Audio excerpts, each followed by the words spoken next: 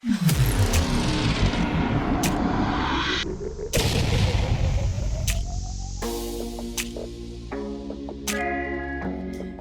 then looking at what I believe is a great harvest field, that when we look at restoration of all things, it opens up a whole lot more. If you remember, there used to be those prophecies about the stadiums being filled, with, hundreds and hundreds of people coming to the Lord. And, those may come about with people who are presently living. But I actually like to think of plundering hell or regions of captivity, where people have not fully made that transition. I love working with people to do this. Not that I have to be a part of it. It's just some people don't feel that they can do it themselves or they're called to. And so it's fun to work with them with, leading their bloodlines out of those regions of captivity. And it was so interesting. I think I've shared before, one gal I was working with, there was a dragon, there was a prison where all of her, bloodline were kept, and she just kept preaching to them and speaking to them, the word of life, the good news that they could be set free and encounter Jesus. It was hundreds that came out, and it was so amazing.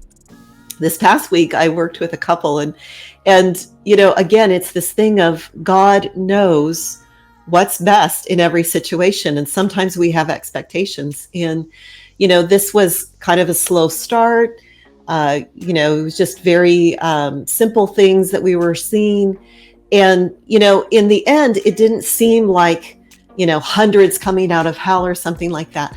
But it was this incredible reconciliation between his grandmother and mother in the heavenly realm, which was just absolutely fantastic.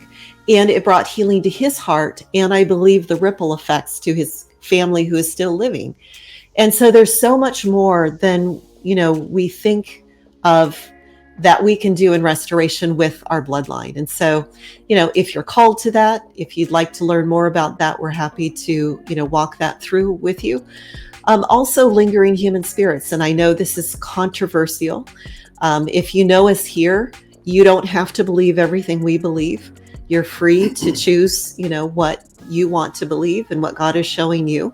And it doesn't mean that we have to divide over it or run away at all. But I've been amazed in reading accounts of amazing things changing, shifting in the physical realm, in the spiritual realm, in the emotional realm, when lingering human spirits are released to where they need to go. And I've experienced it in our community as well. One of the ones that was new to me was this understanding that another ministry saw this pattern, that where there were abortions or miscarriages, that often the baby would linger and would kind of sit on the mother's hip, and the mother would have physical hip problems like she was carrying that child. And we've had experiences in our community of women who, were in those situations and them being set free from physical pain. And so, again, you don't have to agree. You don't have to believe that. But I've just found it to be pretty incredible. Amen. Amen. Right.